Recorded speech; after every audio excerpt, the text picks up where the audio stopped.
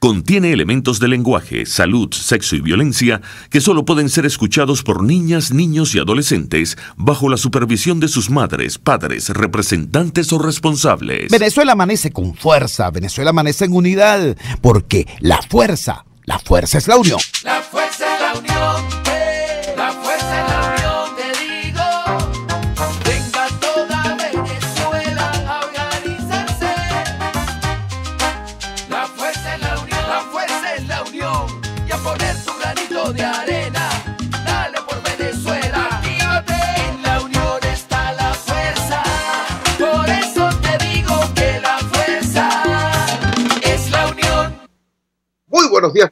Bienvenidos todos a este su espacio. La Fuerza de la Unión, una tribuna abierta de la sociedad democrática venezolana para compartir con todos ustedes, más allá de cualquier distingo puntual, partidista o ideológico, la angustia, la preocupación, la justa indignación por lo que hoy está ocurriendo en nuestro país y también la certeza, la confianza, la esperanza de que trabajando juntos, de que remando unidos en la misma dirección, seremos capaces de construir la Venezuela de trabajo y de respeto, la Venezuela con alimentos y con medicinas, la Venezuela con democracia y con libertad, que todos necesitamos y que ciertamente todos merecemos. En los últimos días, apegados como estamos a nuestra agenda social, intentando siempre evitar que el gobierno nos imponga su agenda y prefiriendo siempre los temas de la gente, la agenda de la gente, hemos hecho una suerte de radiografía de servicios públicos fundamentales.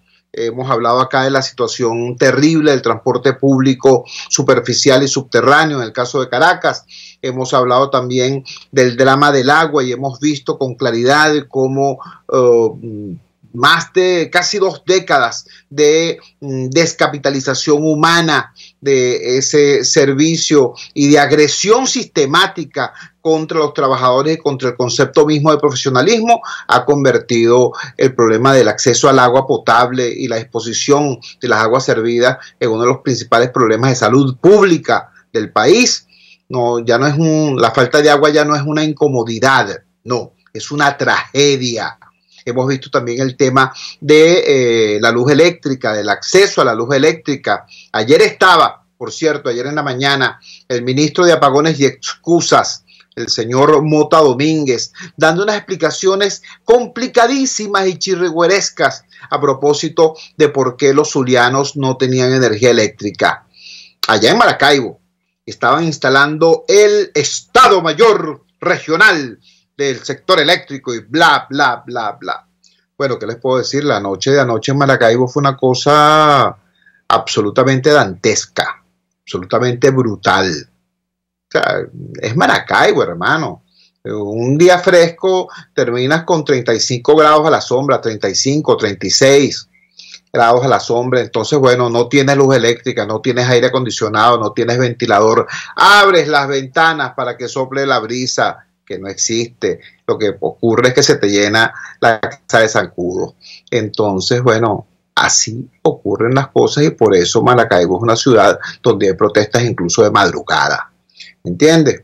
Hemos visto muchas cosas, pero el tema de la seguridad ciudadana es un tema complicado porque las víctimas suelen no hablar. Las víctimas suelen incluso no denunciar en un país donde, como nos dijo acá la ex jueza Gloria Pino, uno de los actores fundamentales del accionar amponil son delincuentes que tienen chapa, que tienen uniforme, que tienen radio, que tienen arma, pagada por nosotros, pagada por los ciudadanos, ¿me entiendes?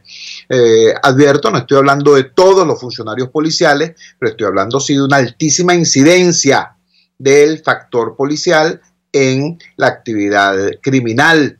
Entonces, bueno, eso inhibe al ciudadano. Dice, ¿para qué voy a poner la denuncia? ¿Dónde voy a poner la denuncia? ¿Dónde puede estar el sujeto que me atracó?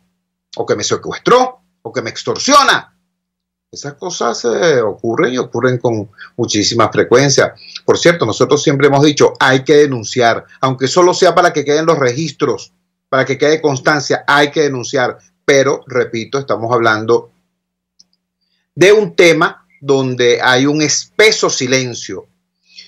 Ayer en la mañana tuvimos conocimiento de una agresión brutal de Lampa contra toda una comunidad de clase media, clase media baja. Bueno, en este país en realidad ahorita todos somos pobres, ¿no?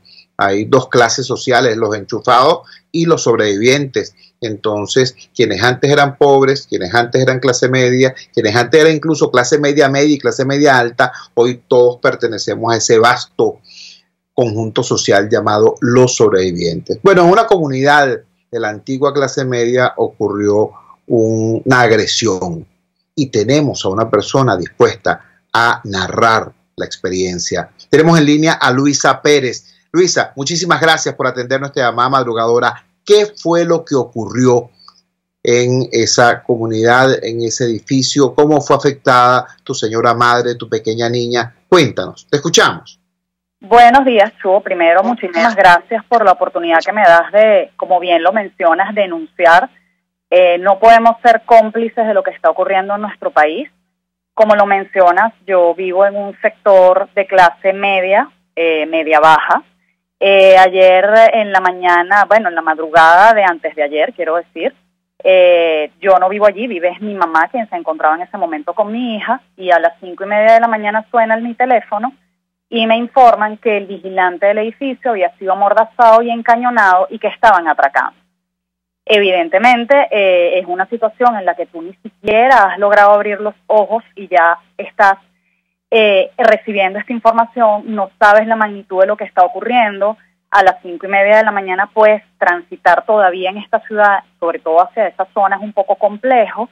Bueno, como pude, me bañé, me tomé un café y salí, y cuando llego al edificio de mi madre me encuentro, por supuesto, mi hija, que por otras razones que no vienen al caso, estaba durmiendo allí, bueno, llorando, impactada de lo que había presenciado. Fueron agredidos 3 vehículos, gracias a Dios, debo decirlo con toda la tristeza del caso. Fueron cosas materiales, pero esto va más allá, evidentemente. El vehículo de uno de mis familiares, que no se encuentra en el país, fue el más afectado.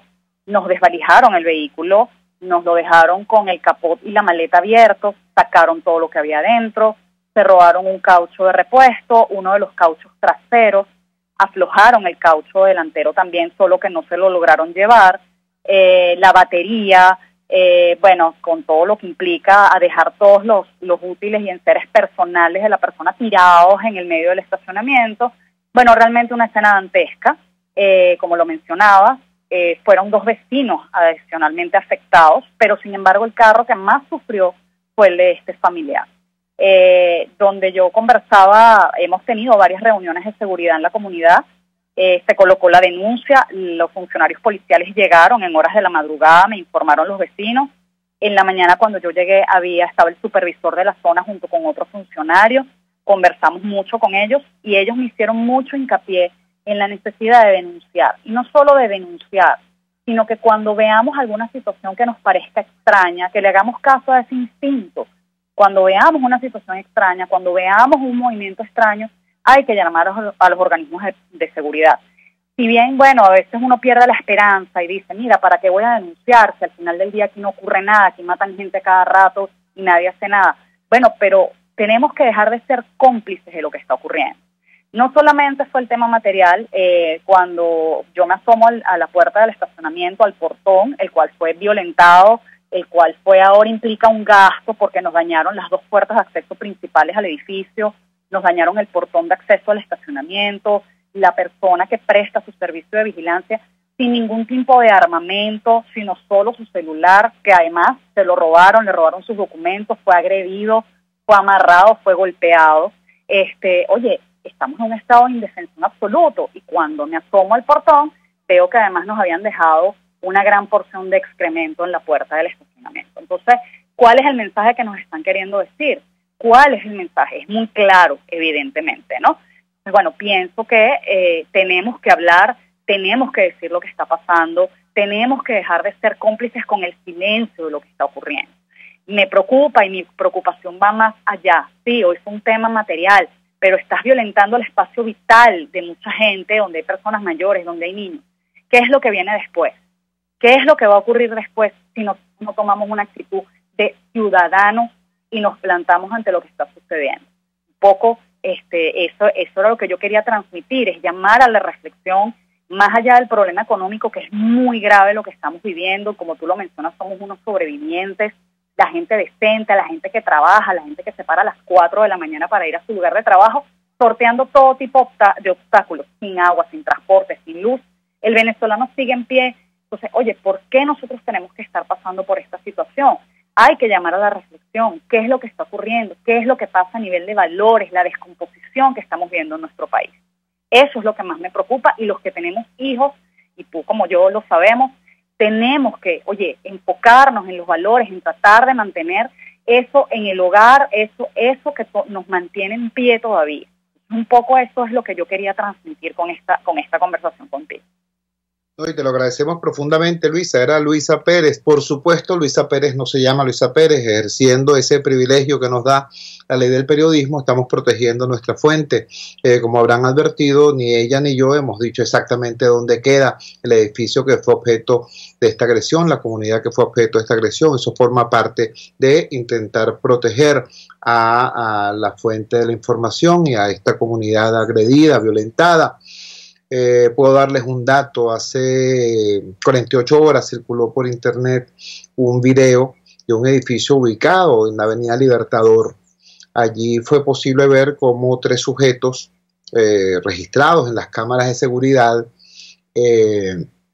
pero con toda la calma del mundo, llegaron al edificio, vieron el edificio, inspeccionaron el edificio, escogieron por dónde violentar la puerta de acceso al estacionamiento, se metieron al edificio, abrieron varios carros, se llevaron las baterías de los carros, las pusieron en el jardín del mismo edificio y se fueron. Y hora y media después regresaron en un vehículo, montaron las baterías y se las llevaron. Esta es otra comunidad, este es otro edificio. Simplemente quiero destacar, por un lado, todo lo que nos está diciendo Luisa Pérez, pues el grado de indefensión de la ciudadanía. En segundo lugar, coincido con ella, la necesidad de denunciar. Recuerden ustedes lo que aquí nos dijo este programa el periodista Javier Ignacio Mallorca. Incluso están tratando de manipular que la gente no denuncie para bajar artificialmente los reportes de delitos, los índices delictivos del país, y que puedan salir luego los burócratas, los ministros, los habladores de paja del régimen a decir, no, porque es que el hurto ha bajado, el secuestro ha bajado, no sé qué cosa ha bajado, cuando en realidad lo que ha bajado es la denuncia, porque la gente se hartó de denunciar o desconfía o teme la posibilidad de la denuncia. Entonces, todo esto tiene que ser procesado con mucha entereza ciudadana y denunciar. ¿Denunciar para qué? Bueno, para que evitemos que en el futuro cercano no tengamos que estar, bueno, prácticamente luchando con el AMPA casa por casa y pasillo por pasillo. Es realmente dura, realmente dramática la situación, que no solamente se circunscribe a los hogares. Lo público, mucho antes, está ya tomado por el AMPA, y no estoy hablando de las calles, no estoy hablando de las aceras, estoy hablando de esos espacios públicos que debieran tener la protección del Estado, que debieran estar bajo cuidado del Estado, pero que no lo están. Hace pocos días hubo un atraco en el Parque del Este, específicamente en el espacio conocido como el Terrario, ¿sí? Este lugar donde están las serpientes, etcétera, etcétera. Bueno, llegaron unas serpientes peores, llegaron los delincuentes y atracaron a los presentes y a los trabajadores y a los encargados de ese espacio público que, repito, debiera estar bajo la protección del gobierno. Tenemos en línea a Marlene Sifontes, directiva del Sindicato de Imparques y activista ecologista. Marlene, por favor, danos detalles. ¿Qué fue lo que pasó en el Parque del Este, en esta curiosa entidad, ¿no? Porque resulta que por un lado es agredida por el AMPA, pero por otro lado también es agredida por el gobierno a nivel administrativo, presupuestario. Explícanos, te escuchamos. Muy buenos días, Cho. Gracias por el contacto, y retomando lo que decía la ciudadana que habló, es la necesidad de denunciar como ciudadanos, y nosotros en nuestra situación de trabajadores y dirigentes sindicales no podemos estar callados cuando pasan situaciones que ponen en riesgo a los trabajadores y a los usuarios en las áreas que nosotros administramos, porque Imparques es el órgano legítimamente competente para gestionar el Parque del Este. Efectivamente, eso pasó el domingo a las 6:30. Lamentablemente, uno de los trabajadores del terrario fue amordazado, fue golpeado y fueron robados equipos de allí del terrario, porque estamos teniendo un problema con una recién designada autoridad, que es la Autoridad Única del Parque del Este, que bueno, decidió sin previa consulta y sin hacerlo formalmente, como debiera de ser, informar a los ciudadanos y a los trabajadores de manera formal que se cambia el horario del Parque del Este. Y esta persona está indicando que en el parque la gente no se puede sacar a la gente, que la gente tiene que salir del parque cuando quiera, y eso ha traído una serie de problemas, como lo que pasó en el terrario, porque si bien es cierto, el parque puede tenerse abierto hasta las 7 de la noche, pero eso requiere unas condiciones mínimas, unas condiciones de mínimas para los trabajadores que están en esos sitios, y a los usuarios se le debe garantizar su seguridad, y tiene que haber apoyo de la Guardia Nacional y de la Policía de Miranda. Entonces, se están tomando unas decisiones que ponen en riesgo a los trabajadores y a los usuarios, y por eso es que nosotros ayer nos dirigimos formalmente al presidente que está recién designado en el instituto, porque como Imparque es el que mantiene el parque, el que tiene a los trabajadores, el que le hace el mantenimiento a las áreas y el que se encarga de los animales en cautiverio, no entendemos lo que está pasando. Entonces, eso puede venir más situaciones porque no se está haciendo con un control debido, y no fue el único robo. También el miércoles pasado robaron en el área de fauna. Aparentemente se piensa que fue en la noche porque sacaron los pesos con que se tomaban las medidas para los animales en cautiverio. Entonces, es una situación que nosotros, como responsables de los trabajadores y como usuarios y trabajadores del instituto, estamos llamando la atención del presidente para que se tomen los correctivos, porque el Parque del Este, lo que nosotros tenemos concebido, es un espacio para que el ciudadano en esta ciudad tan convulsionada, tan insegura, para que la gente tenga un espacio de encuentro con la naturaleza. Y nuestro llamado es a los usuarios a demandar eso, pero también a hacer consciente que en el parque nosotros vamos a un encuentro con la naturaleza, no vamos a rodar bicicletas ni patinetas, sino es a tener un remanso de paz, que ahorita en esta situación tan crítica de que no tenemos, el salario no nos alcanza, que no tenemos comida, que no tenemos efectivo, que no tenemos transporte, el tener un espacio que tenga ese equilibrio con la naturaleza es vital para el ciudadano, para que no nos lleve la locura y para que tratemos de ser conscientes y poder tener una vida más tranquila, porque sinceramente lo que está viviendo el venezolano es una tragedia. Gracias, Marlene. Era Marlene Cifontes, activista ecologista y directiva del sindicato de Imparques. Tenemos entonces, por un lado, la agresión al ciudadano en su residencia, en su domicilio, en la vía pública. Por otro lado, tenemos que aquellos espacios que debieran ser de mayor seguridad, en este caso el Parque del Este, pero en primer lugar le cambian la autoridad.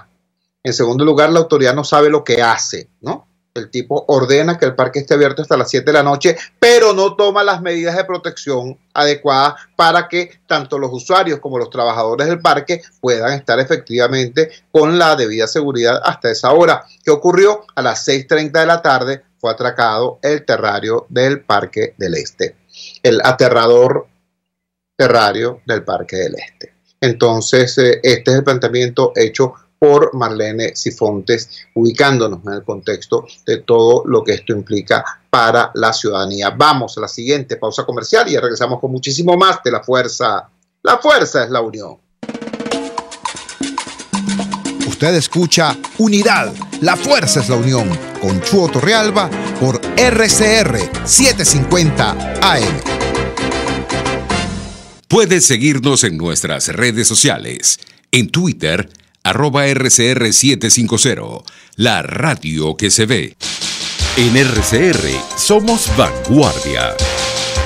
Toda la programación de tu RCR también la puedes seguir a través de la internet. Audio y video en tiempo real, noticias y mucho más. No te pierdas ni un segundo de nuestra programación. No hay excusa ni cadena que valga para que dejes de escucharnos. Ingresa a rcr.tv, la radio que se ve. Opinión, ideas en debate. Usted escucha a Chuo Torrealba en Unidad. La fuerza es la unión por RCR. Regresamos a la Fuerza de la Unión y lo hacemos poniendo en línea de inmediato a nuestro aliado César Batis del Pitazo.tv, el Pitazo.com. César, buenos días. ¿Cuál es el desayuno informativo que nos tienes? Te escuchamos. ¿Aló? ¿Aló? ¿Aló? Sí. Tenemos problemas. ¿Aló? Ajá, hola, César, Chuo, te tenemos días. En línea. Buenos días. Bueno, Chuo, tú hablabas al principio de la situación de los apagones, de la falta de electricidad en el estado Zulia, en Maracaibo específicamente, y nosotros hoy abrimos nuestra página con las protestas nocturnas que ocurrieron el día de ayer y que por lo menos por segunda vez, por segundo día o noche consecutiva tenemos información. Los ciudadanos maracaiberos están cerrando las calles con ramas, troncos y otros objetos e incendiando fogatas o formando fogatas para protestar por estos apagones que los obligan a dormir incluso con chinchorros fuera de las casas o en el peor de los casos a pernoctar, a no pegar un ojo y andar como zombie durante todo el día. Bastante grave la situación de mis paisanos, lo que está ocurriendo en Maracaibo, y bueno, y lo peor del caso es que esto ocurre mientras en el Guria, al otro extremo del país, se está botando el agua por la cantidad de agua que hay en el Guria, y no podemos decir en esta ocasión que se trata de un tema de falla en el Guria, sino más bien de una falla en las plantas termoeléctricas en las cuales se invirtió más de 30.000 millones de dólares, y vean la situación en la que estamos y la que están padeciendo los zulianos, y que posiblemente, de seguir así, padecerán otros estados más, como ya también está ocurriendo en Mérida y Táchira. También en este sentido tenemos que mencionar lo que ocurrió en Maiquetía. El aeropuerto internacional de Maiquetía se quedó sin luz por 40 minutos. Hubo un apagón, las autoridades actuaron con prontitud y logró resolverse el problema, pero fueron 40 minutos en el principal terminal aéreo de Venezuela. También tenemos la información que triatlonistas venezolanos estudian la posibilidad de desfilar con la bandera del Comité Olímpico Internacional en la inauguración de los Juegos Centroamericanos y del Caribe que se celebrarán en Barranquilla. Esta situación ocurre porque el presidente de la Federación de Triatlón está siendo perseguido por las autoridades venezolanas debido a una investigación por un desfalco de dinero de esa federación, de la Federación de Triatlón. Finalmente, debo mencionar que fue liberado Carlos Andrés Mora. Esta persona estaba detenida desde febrero en Ramo Verde, la relacionaban con el coronel Víctor Zambrano, quien a su vez está preso por supuestamente participar en un golpe de Estado. Chuo, también tengo que decir que para este fin de semana tendremos un reportaje, entre otras tantas cosas, tendremos un reportaje sobre la afectación o lo que están sufriendo los indígenas Yutpa en la Sierra de Perijá, específicamente en el sector del Tocuco. Fuimos hasta allá para levantar esta información y es verdaderamente preocupante lo que sufren los indígenas Yutpa en el sector del Tocuco de la Sierra de Perijá, porque están siendo muy afectados por paludismo. Están sufriendo paludismo y no hay suficiente medicina, no hay suficiente tratamiento para atender a según el cacique de la zona, más de 5.000 casos que se han reportado en esta comunidad indígena. Yo repito, como lo hacemos todos los días, a la audiencia, pues, que nos pueden seguir a través de @elpitazotv. Muchísimas gracias, César. Efectivamente, allá en el Tocuco, en la Sierra de Perijá, hay una situación muy grave. Aquí la denunciamos hace meses, incluso con el testimonio de Fray Nelson, directamente desde el Tocuco. Vamos a estar muy atentos a este reportaje de la gente del Pitazo. Nos hablaba César Batis, el maracucho César Batis, de la situación severa del tema eléctrico allá en el Zulia. Lo comentaba yo al principio del programa y tenemos en línea precisamente a Lenín Danieri. Ayer, repito, en la mañana estuvo el ministro de Apagones y Excusas, el señor Mota Domínguez, allá en el Zulia, instalando el Estado Mayor Eléctrico y dando unas explicaciones que, mira, de verdad, wow, no hay adjetivos pues para calificarlo. Y resulta que la noche anterior y la noche después de la visita de este funcionario fueron noches ciertamente complicadas, dantescas para la comunidad zuliana. Dejemos que sea Lenín Danieri quien nos explique qué pasó, qué está ocurriendo aún allá en Maracaibo desde el punto de vista del acceso al fluido eléctrico. Lenín, te escuchamos, buenos días. Hola, saludos, buenos días a ti, Chugo, a toda la audiencia. Mira, Chugo, indescriptible lo que está pasando. Estamos hablando de cortes de energía de 12 y hasta 24 horas en algunos casos, en distintos puntos de Maracaibo y otros municipios. Lo que llama poderosamente la atención es el grado de irresponsabilidad, la falta de respeto del ministro Mota Domínguez, quien insultó a una colega periodista. Lo hizo, no voy a repetir la vulgaridad que usó, o no me voy a rebajar a ese nivel de ese señor, pero fue bastante grosero, porque la colega le estaba preguntando en relación a la situación de la Vueltosa. Sabes que todo interconectado nacional tiene mucha relación, y lo que nos pasa es precisamente por el deterioro del interconectado nacional, y nosotros porque somos la última parte del interconectado nacional. En nuestro caso son muchos elementos los que se conjugan para estar en la situación actual en la que estamos. El principal, la falta de mantenimiento y desinversión. El interconectado nacional está sumamente deteriorado y yo le recomiendo a la gente del país que esté muy pendiente, porque lo que nos está pasando a nosotros le puede pasar a ustedes también al resto de Venezuela, porque es una falla totalmente, tiene mucha relación todo lo que nos está ocurriendo a nosotros acá con lo que puede pasar en el resto del país, porque todas las estaciones, desde acá, desde el Zulia, desde el Tablazo, hasta la Arenosa, y todas estas estaciones que llegan directamente hasta el Guri, están presentando fallas. En nuestro caso es la falta de generación térmica, y eso lo vienen anunciando el Colegio de Ingenieros desde hace más de un año, recomendando, miren, recuperen la generación térmica, porque hay problemas en la interconexión nacional. Corpoeléctrico hizo caso, y bueno, aquí están las consecuencias. Hablamos de cortes sumamente severos. Las autoridades no están preparadas, no tienen ningún tipo de logística. Aquí te comento que hay cortes en hospitales y las plantas eléctricas no arrancan.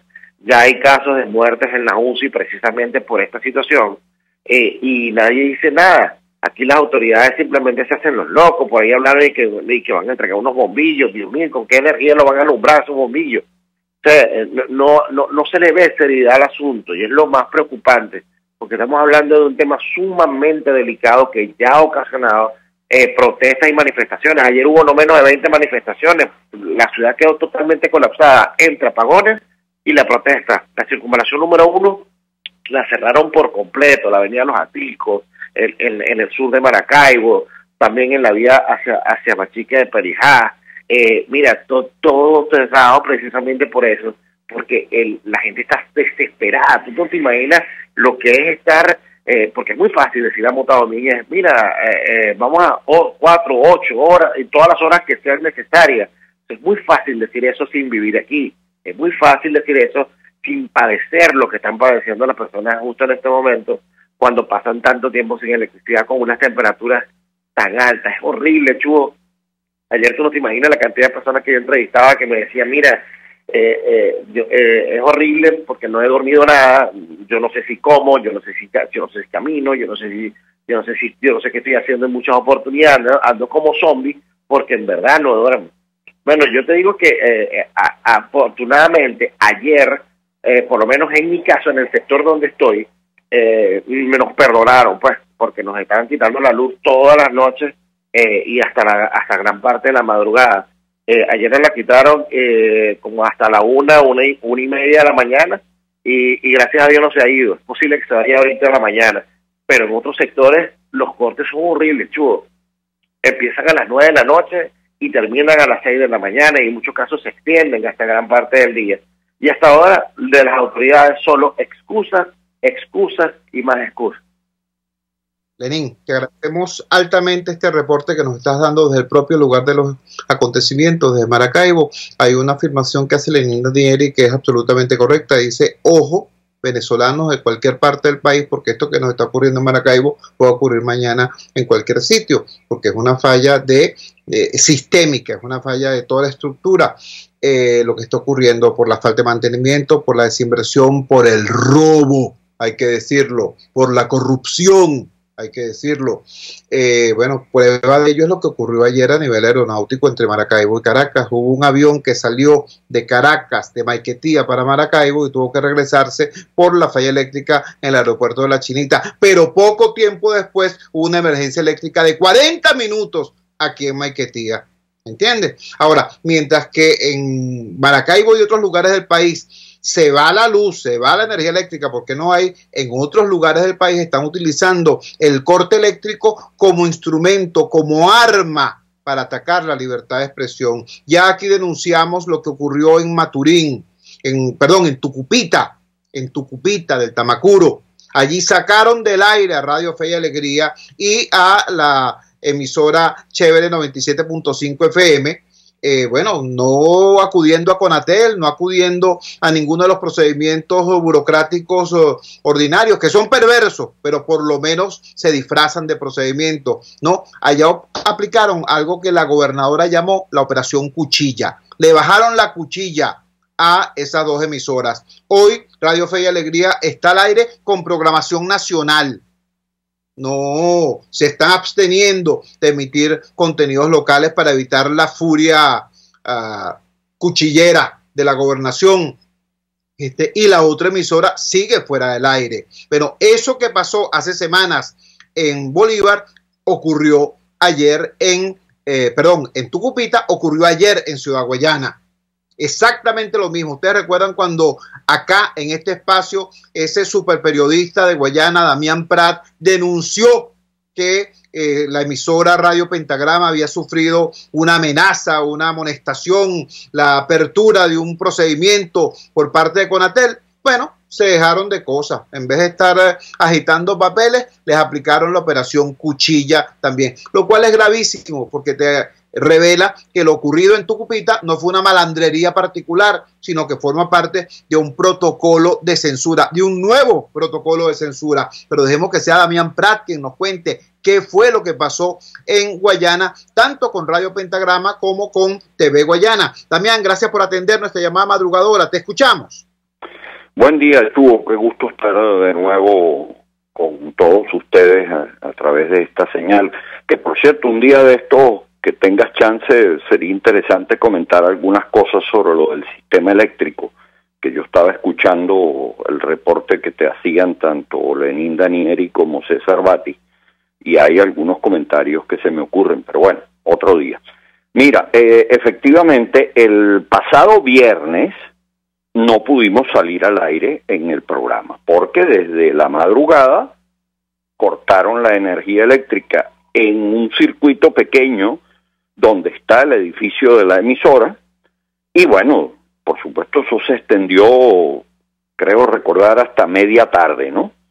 Ok, pero ayer volvió a pasar, pero ayer fue desde la noche anterior, o sea, desde las 6 de la tarde, entre 6 y 7 de la noche, del día anterior, o sea, del jueves, completo hasta casi las 6 de la tarde, creo que fue a las 4 o algo así que regresó la energía al sector, ¿no? Allí en ese edificio está, sí, nuestra emisora, Pentagrama. Por supuesto, ayer tampoco pudimos hacer el programa, y también están las instalaciones de TV Guayana. Pero es que además, en donde está la redacción de Correo del Caroní, que tú la conoces bien porque has estado allí, que es otro sector, bueno, más o menos distante, también se fue la luz en todo el sector. Claro, no solo afecta a Correo del Caroní, afecta a una serie de personas que viven alrededor, ¿no? Que viven cerca. Pero, bueno, también dejaron a Correo del Caroní 19 horas sin energía eléctrica, ¿no? Entonces, bueno, es una cosa ya sistemática. En este momento no sé, ¿no? Quiero decir, anoche había energía eléctrica allí en el edificio, ¿no? Pero bueno, vamos a ver cuando llegue la hora de empezar el programa, porque realmente ha habido como una presión muy fuerte, porque bueno, tú sabes, uno hace las denuncias, lleva las voces. Antier teníamos a un grupo de trabajadores de Sidor denunciando todo el drama que se vive en esa empresa y el drama social que están viviendo los trabajadores, y para ayer teníamos previsto a trabajadores de la empresa Bausilum, que está a punto de cumplir 10 meses completamente paralizada. Y bueno, también entonces íbamos a hablar de eso y de las protestas que se han escenificado allí, a pesar de que muchos trabajadores no pueden ir porque no hay transporte de personal, pero se han escenificado ya asambleas, protestas, reclamos, etcétera. Bueno, vamos a ver, tenemos previsto de todos modos hacerlo el día de hoy, si no hay un nuevo corte de energía eléctrica, ¿no?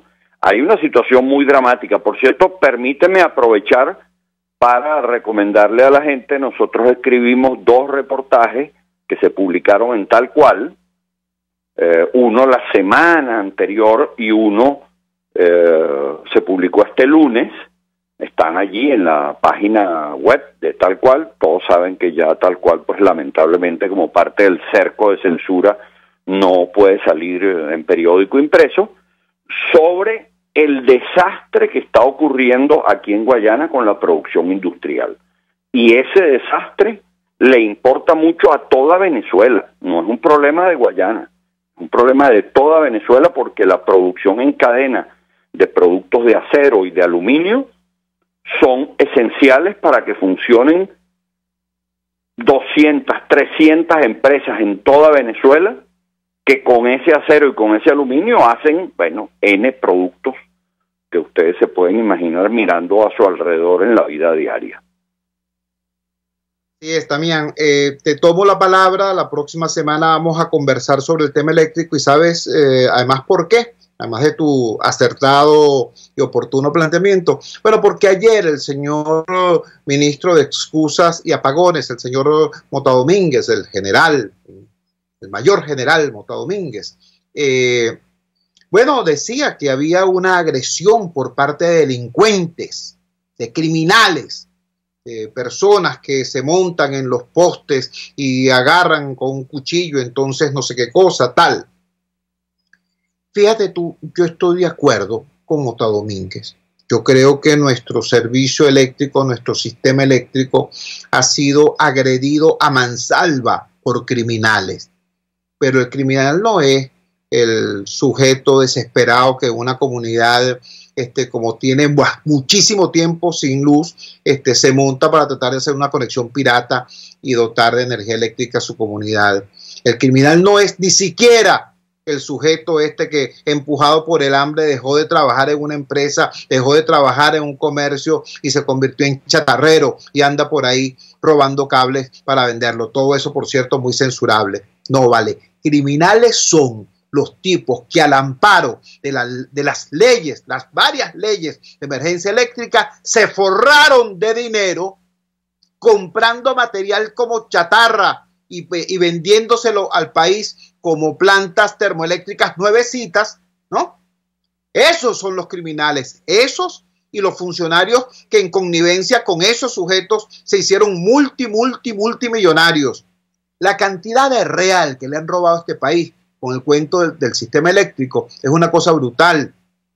La democracia electrificó a Venezuela con apenas una fracción del dinero que estos tipos en 20 años votaron.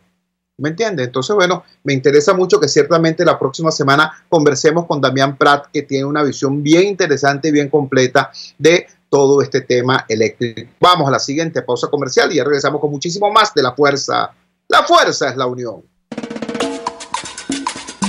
Les estamos presentando Unidad. La fuerza es la unión. Solo por RCR 750 AM.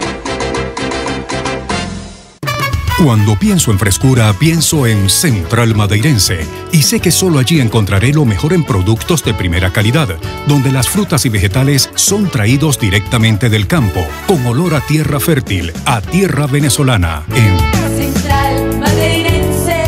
Son más frescas. Oro VIP. Compra tus prendas de oro y plata ofreciéndote los precios del mercado. Chacao, calle San Ignacio, Residencia San Ignacio, local comercial y en nuestra oficina en el CCCT 424-247-7974. Seguridad garantizada. @Oro VIP. Piso abajo, Caracas. Oro VIP. Oro al mejor precio.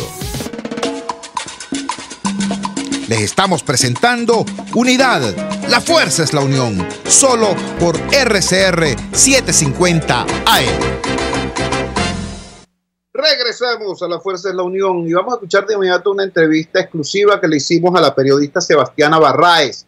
Sebastiana Barraez realizó una muy polémica entrevista a la fiscal general de la República designada por la Asamblea Nacional, la señora Luisa Ortega Díaz. Escuchemos de inmediato entonces este material muy importante, esta entrevista exclusiva para La Fuerza es la Unión con Sebastiana Barraez.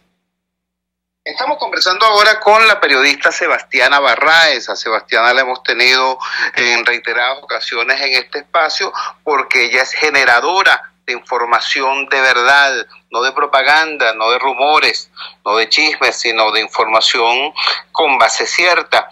Es noticia nuevamente tanto el trabajo de Sebastiana como ella misma como periodista, como comunicadora. Su más reciente entrevista hecha a la fiscal general de la República, Luisa Ortega Díaz, es noticia por su contenido y por los efectos que ha generado. Al parecer hay una suerte de epidemia de cierres de páginas web, porque donde aparece publicada esta entrevista misteriosamente se cae la página o es difícil entrar para ver sus contenidos. En todo caso, es un material que parece incomodar al poder. Por eso la tenemos en línea acá, porque la verdad se abre paso, y tenemos entonces con nosotros a Sebastiana Barraez. Sebastiana, muchas gracias por atender nuestra llamada madrugadora. Dinos, por favor, ¿cuáles son los aspectos que te parecen más destacados y de alguna manera más irritantes para el poder en esta entrevista polémica que le hiciste a la fiscal general de la República, Luisa Ortega Díaz? Buenos días, Chugo. Un saludo para ti y para los oyentes.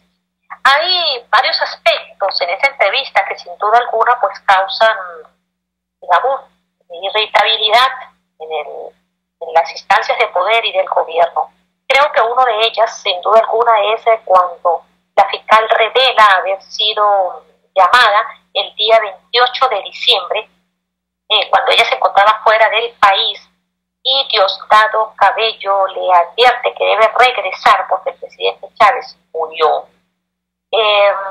Dice que posteriormente a eso, pues, él después la llama para decirle que no murió. Y desde entonces, pues ella nos dice que no tuvo mayor información hasta meses después, el 5 de marzo, cuando se anuncia oficialmente el fallecimiento del presidente Hugo Chávez. Otro aspecto, a mi juicio bien determinante, es que una persona que estuvo involucrada en el poder, que participó en ese poder, revela las diferencias claras entre Diosdado Cabello y el presidente Nicolás Maduro.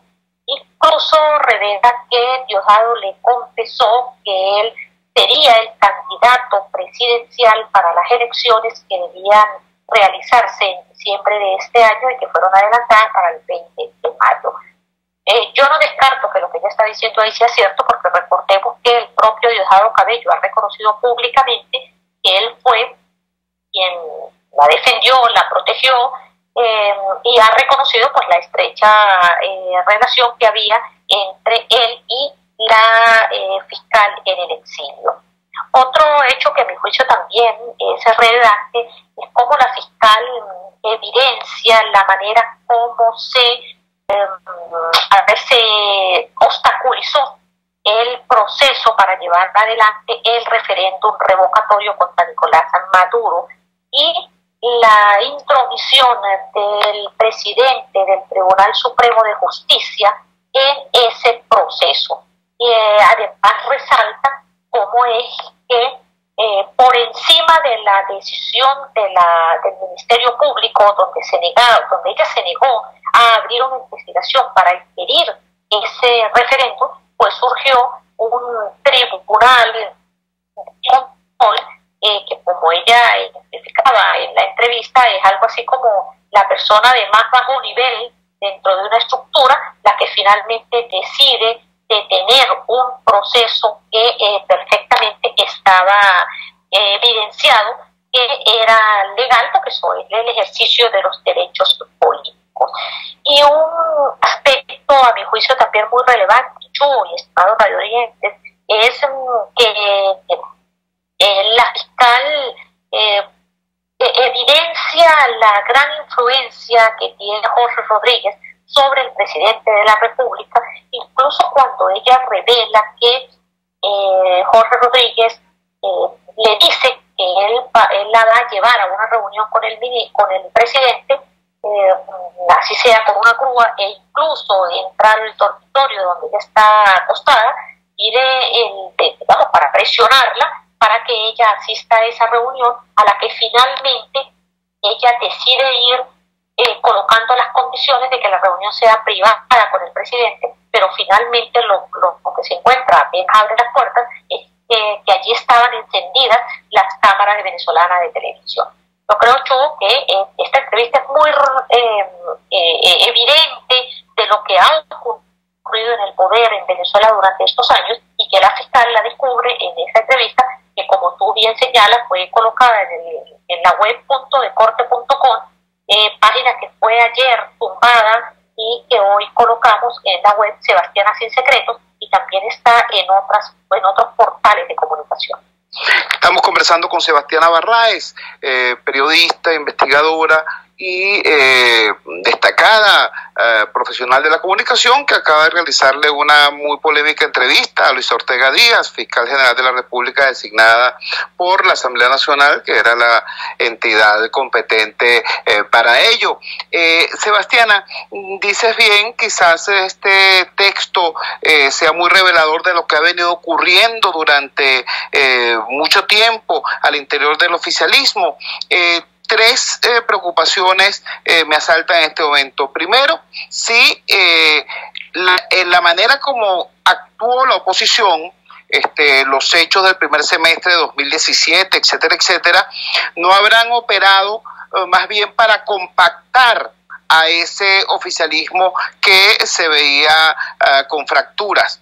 En segundo lugar, quisiera también tu opinión más profesional que otra cosa sobre este accionar absurdo del gobierno al perseguir a quienes difunden esa entrevista. Las páginas web que han difundido esa entrevista lo que hacen es despertar una mayor curiosidad y hasta ansiedad del público por conocer su contenido. Y finalmente te quería consultar sobre lo siguiente, Sebastiana. Repito, estamos conversando con la periodista Sebastiana Barraez. Si bien esto puede retratar las contradicciones pasadas, en este momento en que esta entrevista sale al aire, se produce también el acceso de Diosdado Cabello a la presidencia de la Asamblea Nacional Constituyente, por un lado, y por otro lado, un reciente artículo de Rafael Ramírez en Aporrea y en otros medios, prácticamente planteando una alianza con Cabello para desplazar al madurismo. ¿Cómo crees tú que esto pueda impactar en la escena política actual del oficialismo? ¿Se redibujará el marco de alianzas o, por el contrario, esto será una tormenta, un vaso de agua? Te escuchamos. Yo creo, Chu, que sin duda alguna el enfrentamiento de poder entre Diosdado Cabello y Nicolás Maduro sigue planteado, y creo que cada vez con mayor profundidad y con mayor violencia. Está evidenciado en algunas acciones, como la detención de algunos funcionarios, la detención de algunos militares, es decir, ahí hay muestras evidentes de esa tormenta que corre al interior interior del poder, del más alto poder. Ahora bien, la fiscal reveló que a ella, por lo menos, le pareció sospechoso que en aquel caso del revocatorio la oposición no haya desembocado una marcha a la cual había llamado hacia el CNE, digamos, presionando por lo del referéndum revocatorio. Ella dice que se extraña muchísimo por qué razón esa convocatoria se echó para atrás, porque incluso el propio Diosdado Cabello le había dicho en su oficina que estaban asustados, estaban en una situación de mucha expectativa, e incluso uno de ellos manifestó que por ahí se les podía ir el poder.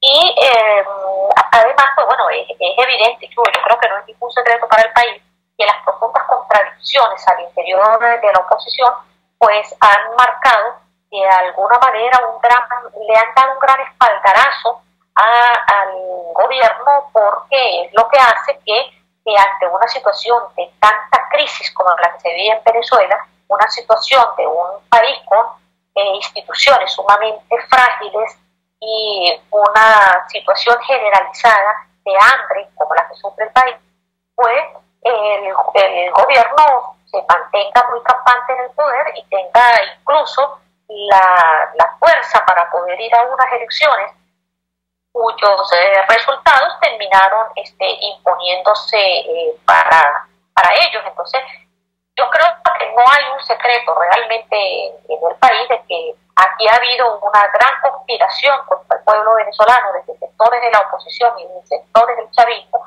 interesados cada uno en su parcelas particulares.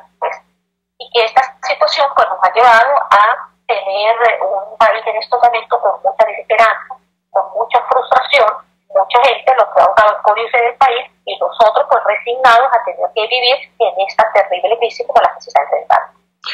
Efectivamente, Sebastiana, estamos conversando con Sebastiana Barraez, periodista venezolana que acaba de realizar una muy polémica entrevista a la fiscal general de la República designada por la Asamblea Nacional, Luisa Ortega Díaz. Finalmente, Sebastiana, yo sé que esta pregunta que te voy a hacer puede tener un sesgo de juridicismo, de leguleyismo, para decirlo de alguna manera. Sin embargo, es tan de bulto la situación que no puedo dejar de consultar tu opinión sobre esto.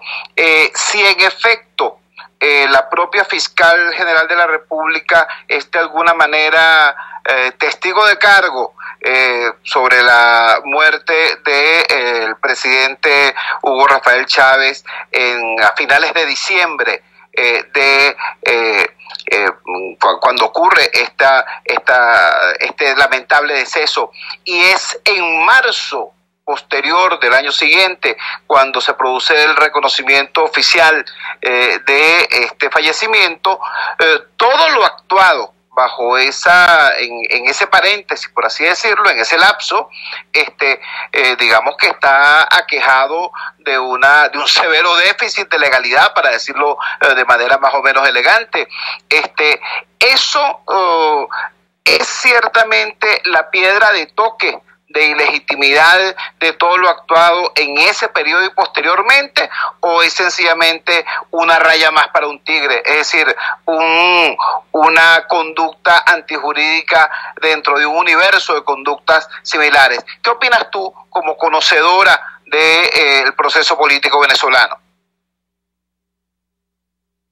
Bueno, primero que desde el punto de vista netamente legal, pues por supuesto que habría una serie de hechos que de hecho serían ilegales, que no tendrían realmente soporte de tipo legal, porque sí, el presidente Hugo Chávez falleció el 28 de diciembre, como la alcaldesa en esa oportunidad le reveló Diosdado Cabello, pues hay una cantidad de cosas que son de absoluta ilegalidad y nulidad. Pero también pudiéramos plantearnos que el 28 de diciembre era una fecha por demás muy atropellada para el poder, porque recordemos que el presidente Hugo Chávez había ganado las elecciones en octubre y el 10 de enero pues él se supone que debía tomar juramento ante la Asamblea Nacional. En aquel momento la entonces presidenta del Tribunal Supremo de Justicia, Luis Estela Morales, hizo una ponencia triste, muy triste realmente para la historia jurídica del país, donde entre otras cosas pues asumía que no era necesario que el presidente se presentara porque estaba en continuidad del cargo. Yo creo que por supuesto pues uno pudiera presumir, y como eso es parte de todo ese silencio que rodeó la enfermedad y la muerte del presidente Chávez, pues uno pudiera presumir que en ese momento el gobierno y los que estaban en el poder no estarían muy dispuestos a reconocer la muerte del presidente, porque eso sencillamente obligaba a que quien tomara el poder, a quien tuviese que asumir el poder, fuese Diosdado Cabello, que era el presidente de la Asamblea Nacional. Y sin duda alguna que ahí hay una pugna, insisto, de poder, y esto me voy a la primera pregunta que hiciste, porque Diosdado Cabello nunca ha sido el candidato de los cubanos, nunca ha tenido realmente el beneplácito de Cuba, y en cambio Nicolás Maduro sí, y en ese momento se convertía Diosdado Cabello en un personaje que asumiría la presidencia de la República si el presidente de la República, Hugo Chávez, hubiese muerto el 28 de diciembre. Por lo menos Diosdado Cabello debió ser el presidente hasta que se llamaran nuevas elecciones. Entonces yo creo que hay toda una situación que se rodeó de misterio, de silencio, de falta de información, de daño al país, donde la verdad uno no tiene la certeza de si realmente el presidente murió ese 28 de diciembre o murió el 5 de marzo. Hay altos funcionarios del gobierno que aseguran que en efecto lo vieron incluso en los primeros meses, entre enero y marzo, que hablaron con él, que el presidente estaba muy delicado, pero que realmente estaba vivo. El problema es que a estas alturas, pues bueno, hay como una sospecha, todos estamos bajo sospecha de que se le dijo una mentira al país y no sabemos exactamente si eso tenía que ver con la enfermedad o con la muerte del presidente o con todo lo que rodeó esa situación en el poder.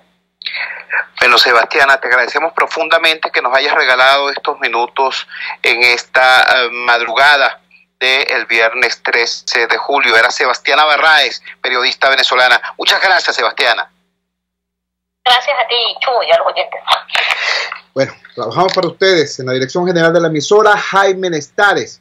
En la producción de este espacio estuvo Marianela Castillo, al frente de los controles estuvo César Arteaga. Habló para ustedes su amigo, comunicador popular, activista social, ciudadano en lucha por la democracia y por la libertad, Jesús Chua Torrealba. Ahora más que nunca, ¡fuerza, Venezuela! Porque la fuerza es la unión. RCR presentó Unidad, la fuerza es la unión, con Chua Torrealba, solo por RCR 750 AM.